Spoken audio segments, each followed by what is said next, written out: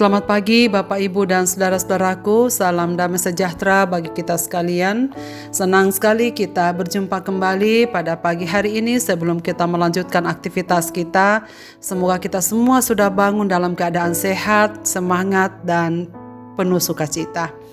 Kita di acara Renungan Pagi edisi 11 Februari 2022. Lukas pasal 8 ayat 27 dan 28 berbunyi demikian.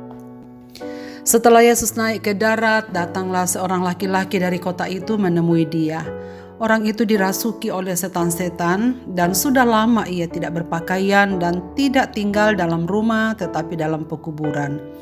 Ketika ia melihat Yesus, ia berteriak lalu tersungkur di hadapannya dan berkata dengan suara keras, "Apa urusanmu dengan aku, hai Yesus, Anak Allah yang Maha Tinggi?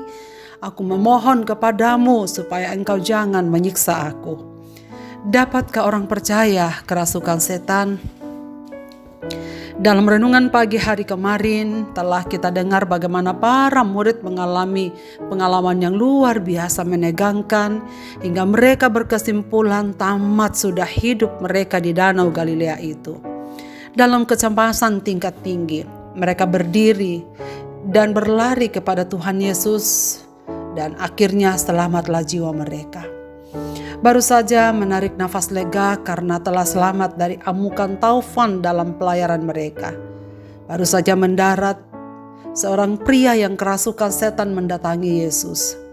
Setan membuat orang itu kehilangan martabatnya karena ia telanjang.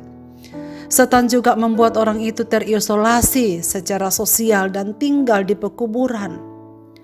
Betapa destruktifnya kuasa jahat yang mendiami pria itu. Orang-orang yang tinggal di wilayah itu telah berusaha membelenggu dia, tetapi dia selalu berhasil memutuskan belenggu itu. Bayangkan saudara sekalian, setan yang merasuki orang itu memakai nama Legion. Legion adalah nama kesatuan militer Romawi yang terdiri dari 6.000 prajurit. Itu berarti setan yang mendiami pria itu sangat banyak. Itulah sebabnya ia sangat menderita dan sangat memprihatinkan. Setan itu sungguh menguasainya. Nah, saudara sekalian, dari cerita ini kita mengetahui bahwa setan itu telah memberi kekuatan yang luar biasa kepada yang dirasuki, sehingga walaupun dirantai besi tetap saja bisa dilepaskan. Setan itu telah menyiksanya secara fisik, menyeretnya hingga dapat memukuli dirinya dengan batu, menyiksanya secara batin, mempermalukannya sehingga ia harus telanjang dan dibiarkan hidup kesepian dalam pekuburan.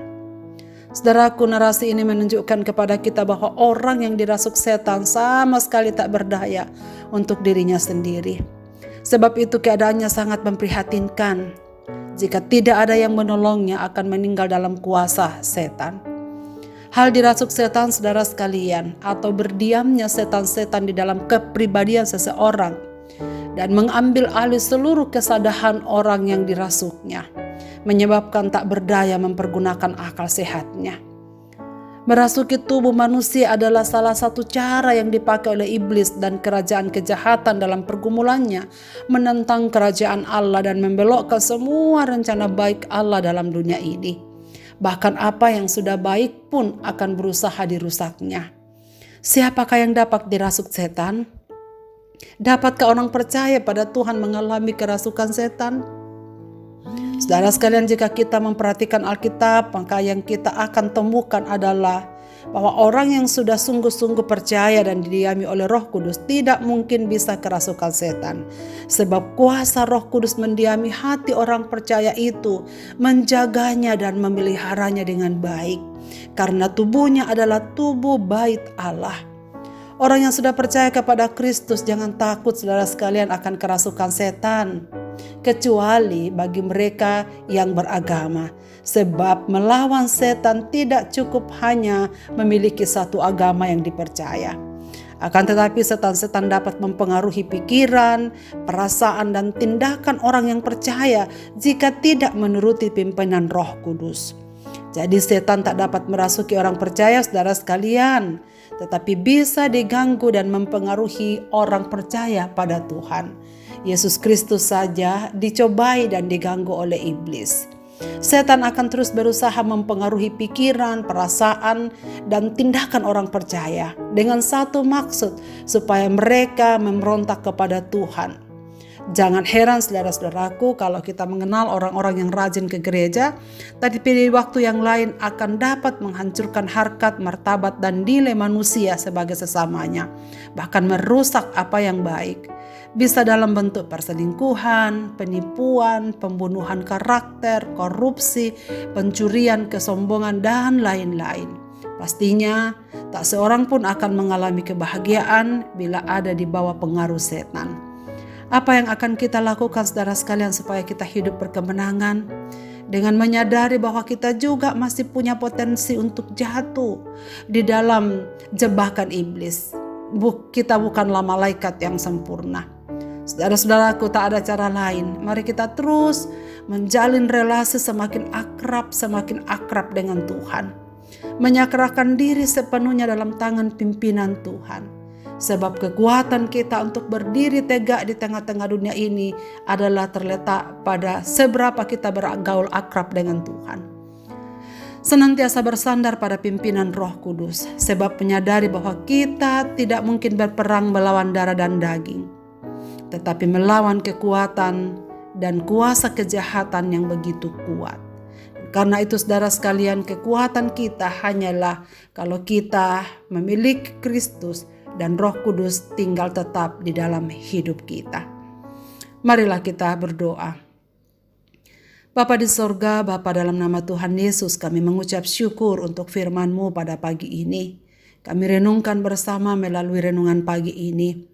Kiranya Tuhan mengingatkan kami bahwa kami hidup di tengah-tengah dunia yang masih bergaul dengan kekuatan dahsyat dari jahat, yang terus mencoba untuk menjatuhkan kami dan menjauhkan kami daripada-Mu ya Tuhan.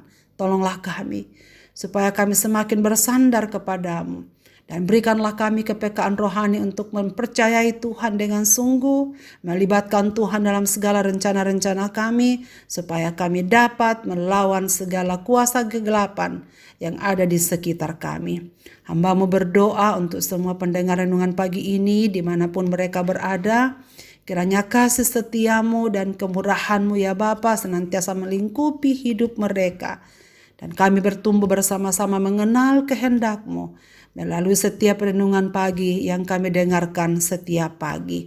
Dan kiranya Tuhan menyertai kami sepanjang hari ini. Dan secara khusus kami berdoa bagi saudara-saudara kami yang sedang bergumul dengan sakit penyakit, khususnya mereka yang sedang bergumul oleh karena paparan COVID-19 dan variannya. Kami doakan supaya mereka segera sembuh. Tuhan memberikan kekuatan baru kepada mereka supaya mereka boleh sehat kembali untuk melanjutkan aktivitas mereka. Kami percaya penuh bahwa Tuhan terus melindungi kami, melindungi bangsa kami, sehingga kami semua dapat melewati masa yang krisis ini, masa yang sungguh-sungguh sulit ini dengan baik pada waktunya oleh karena kasih setia-Mu. Dengarlah doa kami Bapa pada pagi ini, kami serahkan dalam nama Yesus Kristus, Tuhan dan Juru Selamat kami. Amin. Selamat beraktivitas Bapak, Ibu, dan saudara-saudaraku. Tuhan Yesus memberkati kita dengan firman ini. Amin.